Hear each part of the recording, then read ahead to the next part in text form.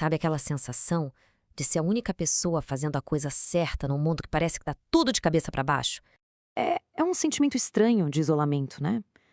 De estar caminhando na contramão, enquanto todo mundo parece seguir um fluxo totalmente diferente. Muitas vezes, sei lá, distraído, alienado. Olha, essa sensação não é de hoje. Numa escala muito, mas muito maior, um homem chamado Noé viveu exatamente isso. Ele se posicionou sozinho contra uma cultura inteira, confiando numa promessa que, vamos ser sinceros, parecia impossível. No fundo, a história de Noé é sobre isso. É sobre um chamado para obedecer. É sobre ter a coragem de confiar numa direção, mesmo quando a lógica e todo mundo ao seu redor está dizendo o contrário. Para a gente entender de verdade essa jornada, vamos olhar para ela de um jeito diferente, através de 3 pilares que mostram a mentalidade e as atitudes de Noé e que acabam guiando a gente pelo crescimento espiritual dele.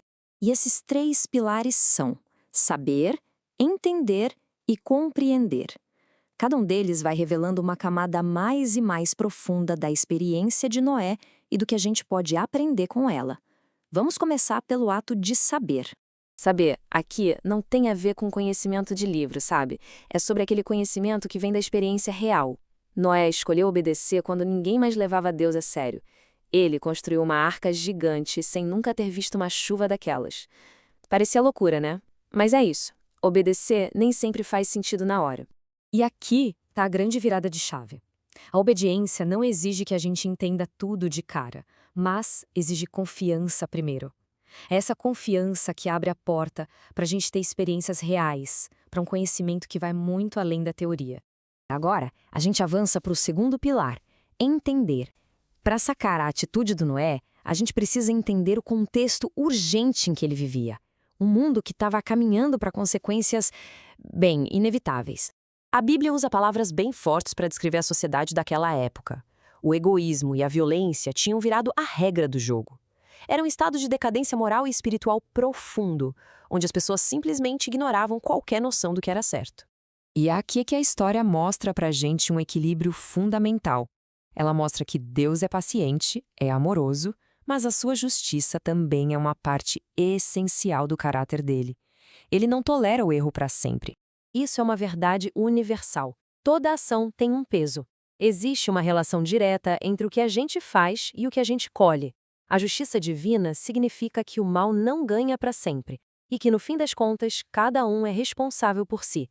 Então, a lição central do pilar entender é essa, bem direta. As escolhas importam. As de uma sociedade inteira importaram na época de Noé e as nossas, tanto as individuais quanto as coletivas, continuam importando e muito hoje.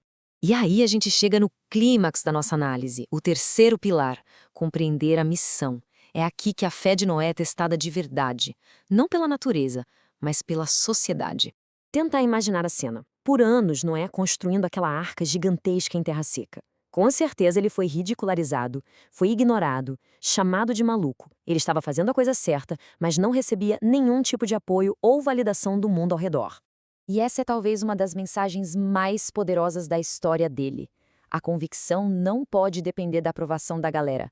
A missão não é validada pelos aplausos, mas pela fidelidade à direção que foi recebida. Vão te ignorar, vão rir, mas a missão continua. Compreender a missão é sacar isso. O valor da nossa atitude não está em quantos acreditam no que a gente faz. Está na nossa perseverança em fazer o que é certo, não importa a reação dos outros, seja zombaria, indiferença ou até oposição direta. Depois de passar pelo saber, pelo entender e pelo compreender, a gente chega numa conclusão que, na verdade, é um desafio direto para nós. A perseverança, mesmo de cara com a rejeição, tem um porquê. Não é sobre convencer a multidão barulhenta, mas talvez seja sobre alcançar aquela única pessoa que está disposta a ouvir. A missão continua porque a esperança precisa ser anunciada. E no final, a história de Noé ecoa através do tempo e confronta cada um de nós com uma pergunta. Diante de um mundo que muitas vezes rema na direção contrária, quem vai ter a coragem de ser o Noé da sua geração? A pergunta final não é para Noé, é para agora. A escolha de confiar antes de entender, de viver com retidão e de ser fiel acima dos aplausos. Essa é a decisão que define uma geração.